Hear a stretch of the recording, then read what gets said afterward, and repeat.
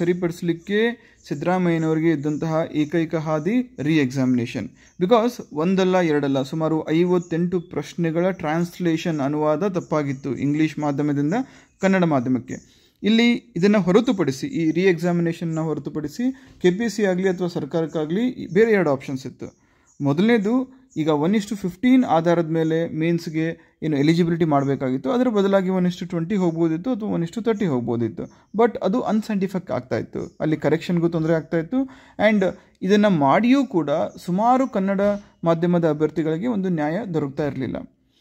ಇದನ್ನು ಹೊರತುಪಡಿಸಿ grace marks ಕೊಡ್ಬೋದಿತ್ತು. ಬಟ್ ಒನ್ಸ್ ಅಗೇನ್ ಪ್ರಾಬ್ಲಮ್ ಏನಾಗುತ್ತೆ, 1, 2 ಅಥವಾ 4-5 ಕ್ವಶನ್ಸ್ಗೆ ಗ್ರೇಸ್ ಮಾರ್ಕ್ ಈಸ್ ಫೈನ್.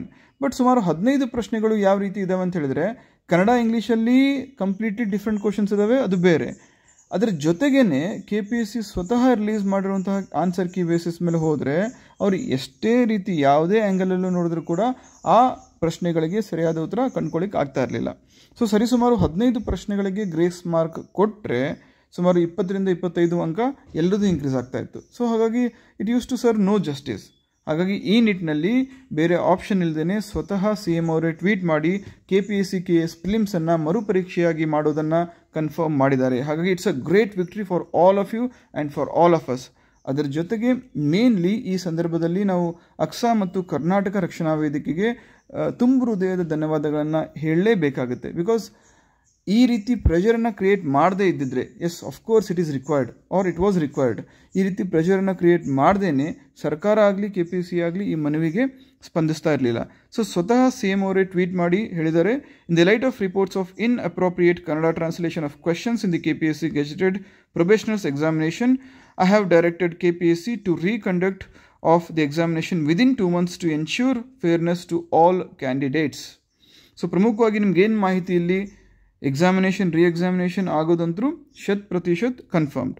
ಅದರ ಜೊತೆಗೆ ಮುಂದಿನ ಇಂಪಾರ್ಟೆಂಟ್ ಪಾಯಿಂಟ್ ಅಂದರೆ ಈ ಎಕ್ಸಾಮಿನೇಷನು ಮುಂದಿನ 2 ತಿಂಗಳುಗಳ ಒಳಗಾಗಿ ಕಂಡಕ್ಟ್ ಮಾಡಬೇಕು ಎಂಬ ನಿರ್ದೇಶನವನ್ನು ಕೂಡ CM ಸಿದ್ದರಾಮಯ್ಯನವರು ಕೊಟ್ಟಿದ್ದಾರೆ. ಆ್ಯಂಡ್ ಇದರ ಜೊತೆಗೆ ಮತ್ತೊಂದು great step in this regard ಏನಪ್ಪ ಅಂತ ಹೇಳಿದ್ರೆ, ಈ ಇನ್ಅಪ್ರೋಪ್ರಿಯೇಟ್ ಟ್ರಾನ್ಸ್ಲೇಷನ್ಗೆ ಕಾರಣಕರ್ತರು ಅಥವಾ ಯಾರು ಕಾರಣರಾಗಿದ್ರು ಅಥವಾ ಯಾರ ಕಡೆಯಿಂದ ತಪ್ಪಾಗಿತ್ತು ಅವರನ್ನು ಸಸ್ಪೆಂಡ್ ಮಾಡಲಾಗಿದೆ ಅಥವಾ ಅವ್ರ ವಿರುದ್ಧ ಕ್ರಮವನ್ನು ಕೈಗೊಳ್ಳಲಾಗಿದೆ ಅಂತ ಕೂಡ CM ಸಿದ್ದರಾಮಯ್ಯನವರು ಒಂದು ಕ್ಲಾರಿಫಿಕೇಷನನ್ನು ನೀಡಿದ್ದಾರೆ.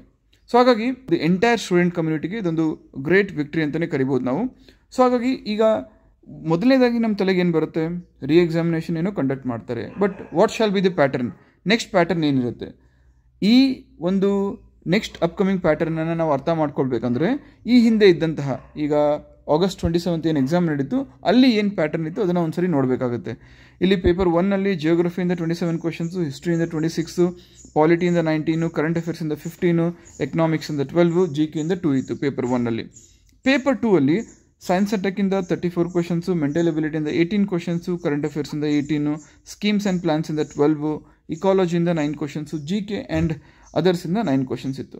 More or less pattern would remain the same, ಇದೇ ರೀತಿ ಪ್ಯಾಟರ್ನ್ ಇರುತ್ತೆ. ಬಟ್ ಇಲ್ಲಿ ನೀವು ಮಾಡಬೇಕಾಗಿರುವಂತಹ ಕೆಲಸ ಏನಪ್ಪ ಅಂತ ಹೇಳಿದ್ರೆ, ಪ್ರಶ್ನೆಗಳನ್ನು ಯಾವ ರೀತಿ ಕೇಳಿದರು, ಈಗ ಫ್ಲ್ಯಾಗ್ ಸತ್ಯಾಗ್ರಹ ಆಗಿರ್ಬೋದು ಅಥವಾ ಗ್ರೇಟ್ ಇಂಡಿಯನ್ ಬಸ್ಟಾರ್ಡ್ ಆಗಿರ್ಬೋದು ಅಥವಾ ಇಂಪಾರ್ಟೆಂಟ್ ಪಾಸಸ್ ಆಗಿರ್ಬೋದು ಅಥವಾ ಹಿಮಾಲಯಸ್ ಮೇಲೆ ಆಗಿರ್ಬೋದು, ಪ್ರಶ್ನೆಗಳನ್ನು ಯಾವ ಡೆಪ್ತ್ನಲ್ಲಿ ಅಥವಾ ಯಾವ ಲೆವೆಲಲ್ಲಿ ಕೇಳಿದ್ರು ಅದನ್ನು ಅರ್ಥ ಮಾಡಿಕೊಂಡು ಮುಂದಿನ ಒಂದು ಎಕ್ಸಾಮಿನೇಷನ್ಗೆ ಮೇ ಬಿ ಇದು ಸೆಪ್ಟೆಂಬರ್ ಆ್ಯಂಡ್ ಅಕ್ಟೋಬರ್ ಎಂಡ್ ಒಳಗಡೆ ಈ ಪರೀಕ್ಷೆಯನ್ನು ಮಾಡಿ ಮುಗಿಸ್ತಾರೆ. ಸೊ ಹಾಗಾಗಿ ನಿಮಗೆ ಮೇ ಬಿ ಮಾರ್ಚು ಇಲ್ಲ ಫೆಬ್ರವರಿ 2025ಕ್ಕೆ ಮೇನ್ಸ್ ಆಗುತ್ತೆ. ಆದಷ್ಟು ಬೇಗ ಮಾಡ್ತಾರೆ, ಏನು ಡಿಲೇ ಮಾಡಲ್ಲ. ಸೊ ಹಾಗಾಗಿ ಆ ಒಂದು ಡೇಟನ್ನು ತಲೆಯಲ್ಲಿ ಇಟ್ಕೊಂಡು ಮುಂದಿನ 2 ತಿಂಗಳುಗಳ ಕಾಲ one more thing, question paper ಇದಕ್ಕಿಂತ ಡಿಫಿಕಲ್ಟ್ ಹೋಗ್ಬೋದು ಅಥವಾ ಇದೇ ಲೆವೆಲ್ಗೆ ಇರ್ಬೋದು, ಇದಕ್ಕಿಂತ ಕಡಿಮೆ ಡಿಫಿಕಲ್ಟಿ ಅಂತೂ ಬರಲಿಕ್ಕೆ ಕಷ್ಟ ಸಾಧ್ಯ. ಹಾಗಾಗಿ ಇದನ್ನು ತಲೆಯಲ್ಲಿ ಇಟ್ಕೊಂಡು ಮತ್ತೆ ನೀವು ಎಫರ್ಟ್ ಹಾಕಲೇಬೇಕಾಗುತ್ತೆ. ಬಿಕಾಸ್ ದಿಸ್ ಟೈಮ್ ಈ 2 ಮಂತ್ಸು ನಿಮಗೆ ಮಾತ್ರ ಅಲ್ಲ, ನಿಮ್ಮ ಸುತ್ತಮುತ್ತ ಇರುವಂತಹ ಪ್ರತಿ ಆಸ್ಪಿರೆಂಟ್ಗೂ ಕೂಡ ಈ ಎಕ್ಸ್ಟ್ರಾ ಟೈಮ್ ಸಿಗ್ತಾ ಇದೆ. ಹಾಗಾಗಿ competition would definitely be more than it was on August 27. ಯಾಕಂದರೆ ನಿರ್ದಿಷ್ಟವಾಗಿ ಮತ್ತೆ ಸಮಯ ಸಿಕ್ಕಿರೋದ್ರಿಂದ ಈ ಸಮಯ ಮತ್ತೆ ಬರಲ್ಲ. ಅದರ ಜೊತೆಗೇನೆ ನೆಕ್ಸ್ಟು ಸುಮಾರು ಜನ ಈ ಎಕ್ಸಾಮಿನೇಷನ್ ಮತ್ತೆ ಯಾವಾಗ ಕರೀತಾರೆ ಅಂತ ಒಂದು ಕ್ಲಾರಿಟಿ ಇಲ್ಲದೆ ಇರೋದ್ರಿಂದ ಶತಾಯಗತಾಯ ಇದೇ ಅಟೆಂಪ್ಟಲ್ಲಿ ನಾವು ಸಕ್ಸಸ್ಫುಲ್ ಆಗೋಣ ಅಂತ ಹೇಳ್ಬಿಟ್ಟು ಎಫರ್ಟ್ ಹಾಕೋಕ್ಕೆ ರೆಡಿ ಇರ್ತಾರೆ. ಹಾಗಾಗಿ ಈ ಟೈಮನ್ನು ನೀವು ಯಾವುದೇ ಕಾರಣಕ್ಕೂ ವೇಸ್ಟ್ ಮಾಡ್ಕೊಳ್ಳೋಕೆ ಹೋಗಬಾರ್ದು. ಹಾಗಾದರೆ from way to begin, sir subjects ಎಲ್ಲ ಓದಿದ್ವಿ, ಕರೆಂಟ್ ಅಫೇರ್ಸ್ ಎಲ್ಲ ಓದಿದ್ವಿ, ಟೆಸ್ಟ್ ಸೀರೀಸ್ ಆಗಿತ್ತು, ರಿವಿಷನ್ ಆಗಿತ್ತು, ಮತ್ತೆ ಎಲ್ಲಿಂದ ಶುರು ಮಾಡೋಣ ಅಂತ ಕೇಳಿದ್ರೆ, ನೀವು ಮಾಡಬೇಕಾಗಿರೋದಷ್ಟೇ, ಮೊದಲನೇದಾಗಿ 2 ಮಂತ್ಸ್ ಪ್ಲ್ಯಾನ್ ಹಾಕೊಳ್ಳಿ. ಆ 2 ಮಂತ್ಸ್ ಪ್ಲ್ಯಾನ್ ಪ್ರಕಾರ ಈ ಮಂತು ನೆಕ್ಸ್ಟ್ ಮಂತ್ ಏನು ಮಾಡಬೇಕು ಅಂತ ಪ್ಲ್ಯಾನ್ ಹಾಕೊಳ್ಳಿ. ಅದರ ಜೊತೆಗೆ weekly and daily to do list ಇರಲೇಬೇಕು. Because without a concrete plan, without a concrete planning you cannot do ಡೂ ಎನಿಥಿಂಗ್. ಪ್ರಾಪರಾಗಿ ಇವತ್ತೇನು ಓದ್ತೀನಿ, ಈ ವಾರ ಏನು ಮುಗಿಸ್ತೀನಿ, ಈ ಮಂತ್ ಏನು ಮುಗಿಸ್ತೀನಿ, ನೆಕ್ಸ್ಟ್ ಮಂತ್ ಏನು ಮುಗಿಸ್ತೀನಿ, ಈ ಒಂದು ಕ್ಲಾರಿಟಿ, ಈ ಒಂದು ಐಡಿಯಾ ಇದ್ದಾಗ ಮಾತ್ರ ನೀವು ಸಕ್ಸಸ್ಫುಲ್ ಆಗಲಿಕ್ಕೆ ಸಾಧ್ಯ. ಎಸ್, ಕಾಂಪಿಟೇಟಿವ್ ಎಕ್ಸಾಮ್ಸ್ ಅಂದಾಗ ಅನ್ಸರ್ಟನಿಟಿ ಇದ್ದೇ ಇರುತ್ತೆ. ಬಟ್ ಆ ಅನ್ಸರ್ಟನಿಟಿನ ತಕ್ಕ ಮಟ್ಟಿಗೆ ನಾವು ಬೀಟ್ ಮಾಡಬೇಕು ಅಂದರೆ ನಮ್ಮಲ್ಲಿ ಕನ್ಸಿಸ್ಟೆನ್ಸಿ ಬೇಕು, ಡಿಸಿಪ್ಲಿನ್ ಇರಬೇಕು. ಆ್ಯಂಡ್ ಆ discipline and consistency it comes only with a proper plan. ಹಾಗಾಗಿ ನಿಮ್ಮ ಸಾಮರ್ಥ್ಯಕ್ಕೆ ಅನುಗುಣವಾಗಿ ಒಂದು ಯೋಜನೆಯನ್ನು ರೂಪಿಸ್ಕೊಳ್ಳಿ.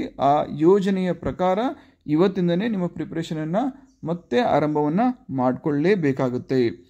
ರೈಟ್, ಇದಕ್ಕೆ ಸಂಬಂಧಪಟ್ಟಂತೆ ಇದೇ ರೀತಿಯಾದಂತಹ ಒಂದು ಲೇಟೆಸ್ಟ್ ಅಪ್ಡೇಟ್ಸ್ ಆಗಿರ್ಬೋದು ಆ್ಯಂಡ್ ನಿಮಗೆ ಹ್ಯಾಂಡ್ಔಟ್ಸ್ ಆಗಿರ್ಬೋದು ಇಂಪಾರ್ಟೆಂಟ್ ಥೀಮ್ಸ್ ಮೇಲೆ, ಅದನ್ನು KS Guruji official Telegram channel ಮತ್ತು KS ಗುರೂಜಿ ಅಫಿಷಿಯಲ್ ವಾಟ್ಸಪ್ ಚಾನಲಲ್ಲಿ ರೆಗ್ಯುಲರಾಗಿ ಶೇರ್ ಮಾಡ್ತಾ ಹೋಗ್ತಿರ್ತೀವಿ. ಯಾರಿನ್ನೂ ನಮ್ಮ ಟೆಲಿಗ್ರಾಮ್ ಗ್ರೂಪನ್ನು ಅಥವಾ ವಾಟ್ಸಪ್ ಗ್ರೂಪನ್ನು ಜಾಯ್ನ್ ಆಗಿಲ್ಲ, ಈ ವಿಡಿಯೋ ಕೆಳಗಡೆ ಇರತಕ್ಕಂತಹ ಡಿಸ್ಕ್ರಿಪ್ಷನಲ್ಲಿ 2 ಗುಂಪುಗಳ ಒಂದು ಲಿಂಕನ್ನು ನೀಡಿರ್ತೇವೆ. ಆದಷ್ಟು ಬೇಗ ಜಾಯ್ನ್ ಆಗಿ. All the very best.